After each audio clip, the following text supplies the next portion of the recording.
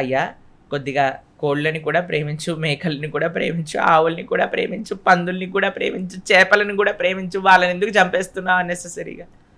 కాబట్టి మనందరికీ ఒక సంకల్పం తీసుకోవాలి, మనం చెట్లు నాటాలి. మనందరం కూడా ఒక మంచి హ్యాబిట్. మొన్న ఒకళ్ళకి ఏదో ఆస్కార్, మేము ఒక ప్రదేశానికి వెళ్ళినప్పుడు వారికి ఏదో అవార్డు వచ్చిందటండి. ఏంటో తెలుసా అండి, వాళ్ళ చిన్న పాపతో ఎన్నో చెట్లు, వేలాది చెట్లు నాటించారు. కొంతమంది ఇప్పుడు కొత్త ఒక పని చేశారు, నాకు ఒకళ్ళు చెప్పారు, రోజు మా డాటర్ పుట్టినప్పటి నుంచి ప్రతి నెల మేము ఒక్కొక్క చెట్టు నాటిస్తున్నాం. ఎంత మంచి అలవాటు చెప్పండి.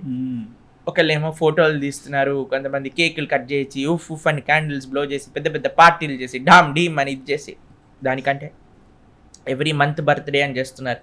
ఇప్పుడు తెలుసు కదా కొత్త ట్రెండ్.